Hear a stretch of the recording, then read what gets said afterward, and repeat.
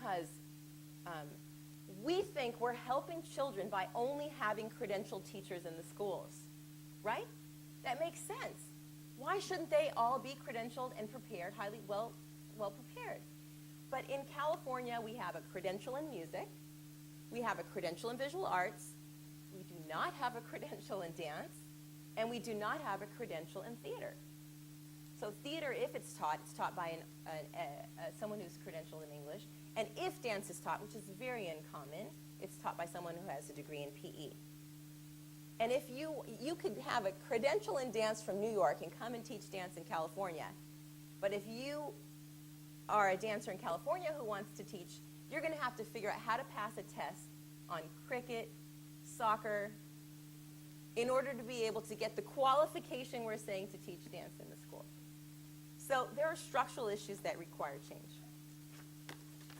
This is a drawing that a young artist, high school artist, Ella Fett, drew.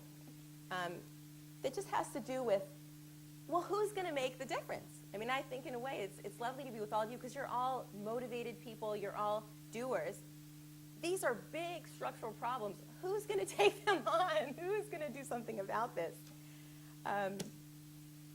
Well, democracy is a verb, and it improves with practice. And every artist, arts educator, arts supporter, I think we find ourselves in the position that we all need to be creative in terms of building spaces and programs for kids, and we also need to be creative in terms of advocating for the arts to dispel these common myths and actually bring the public will closer towards the reality of what will help children. So I think you might all agree that we're the ones we've been waiting for, and so is everybody else. So one of the things that I had an opportunity to do was to teach. I taught in the schools, arts education, for 19 years, and then I was able to teach in a university setting for 7 years.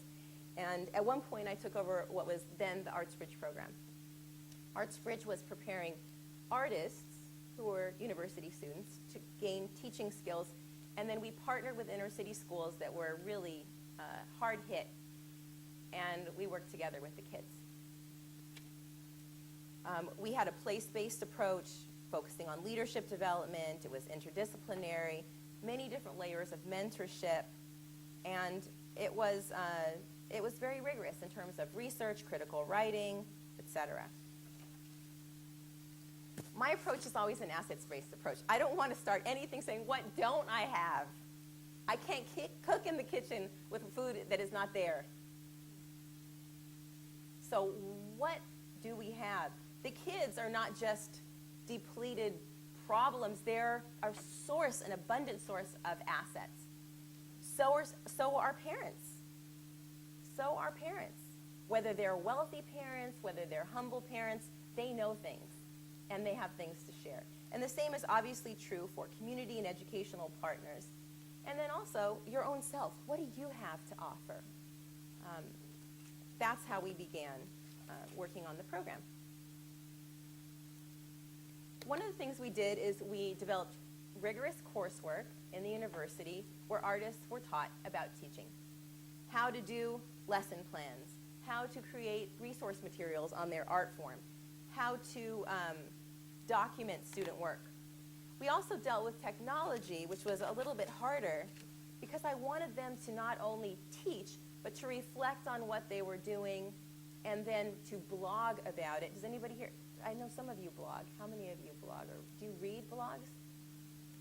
Okay, so that was kind of challenging. Like, what? Why do I have to blog just to be able to teach dance?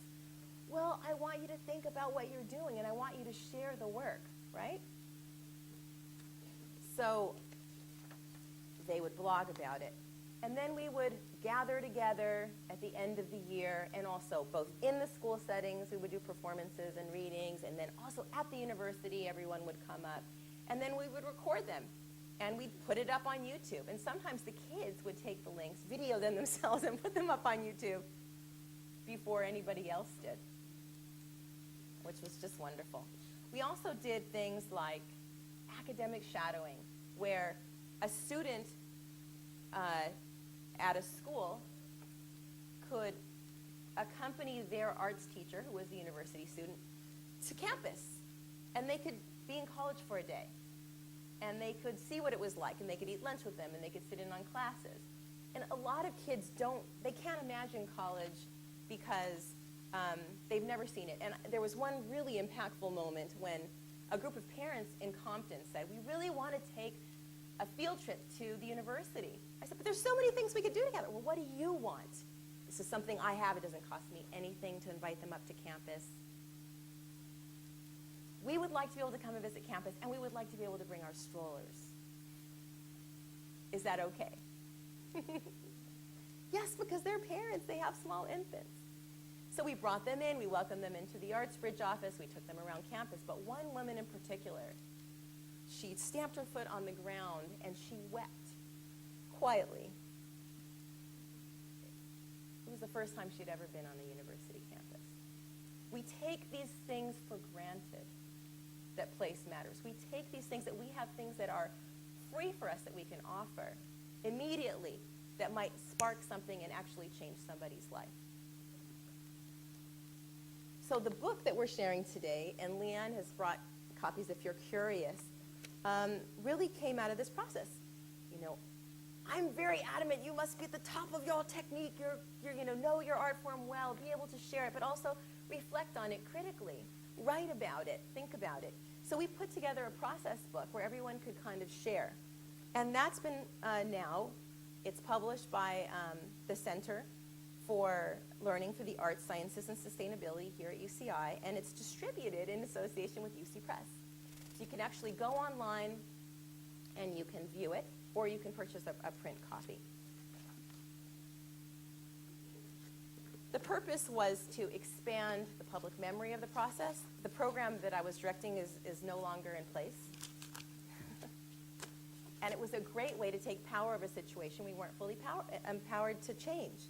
So as the program was cut, we were able to say, well, we're going to have a little memory. We're going to remember this.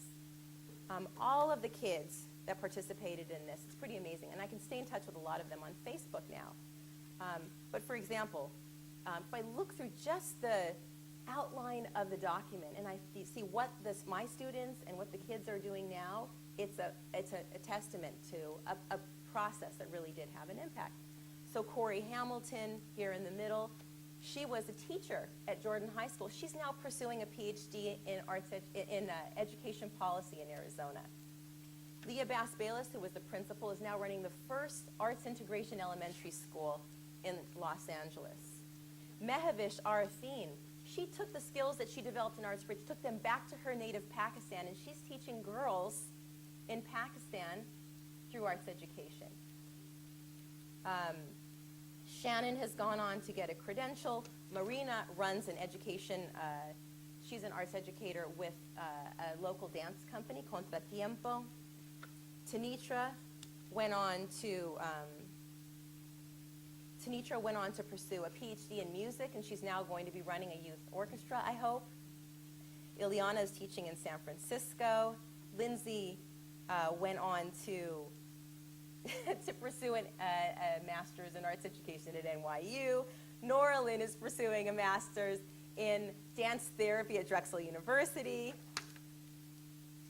Tamika Norris is now pursuing an MFA in visual arts at Yale. And Luis Flores is,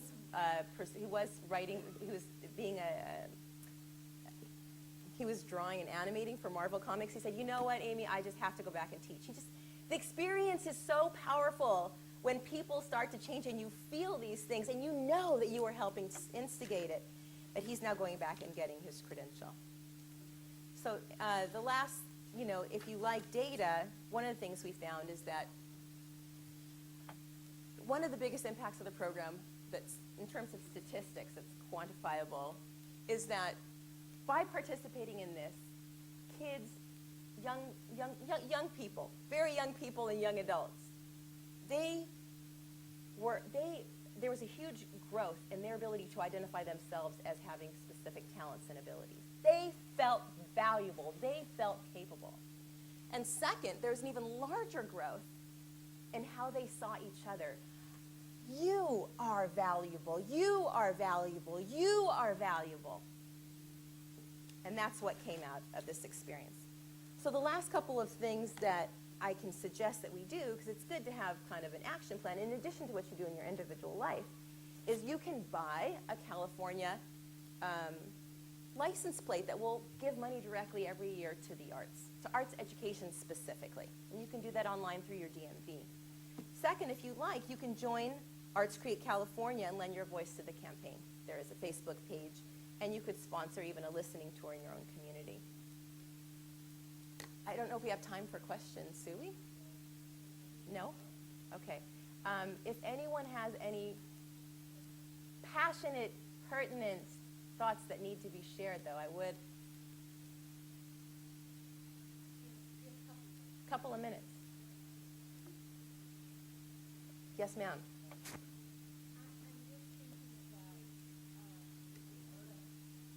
Is this on? Are you speaking? Dr. Jean Houston, I believe it's in The Possible Human, has what I think is a standalone piece on education when she writes so beautifully about the education of William Shakespeare and how it evoked every single sense of discipline. I mean, it wasn't just reading, writing, arithmetic, science, Right. but it was also movement and well, everything that he later brought forth in his writing. Yeah. And I just think that should be a standalone piece that is freely given to educators. Absolutely. Just a suggestion. I believe it's The Possible Human, Dr. Yes. Jean Houston.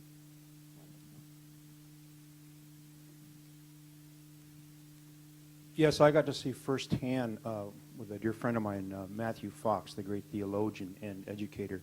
In Oakland, he noted that about 83% of all the African-American men never finished high school. Mm-hmm. He started a project called Yahweh, mm-hmm. and he dealt primarily with a lot of gangbangers and graffiti artists.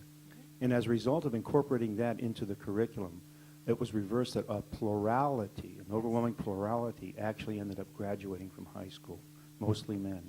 Yes, absolutely.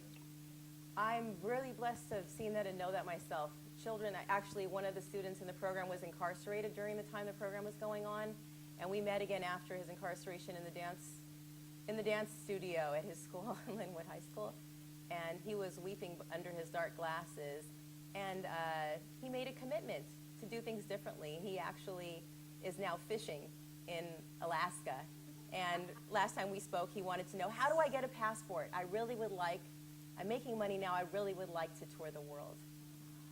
So yes, yes. One more.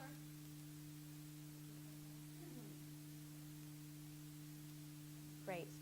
Well, thank you so much for the work that you do together and for welcoming me into your community. I hope it's been giving you some food for thought, and I appreciate the opportunity to share the story. And I know all of you are making a difference in your own community, so it's an honor for me to be here. Thank you.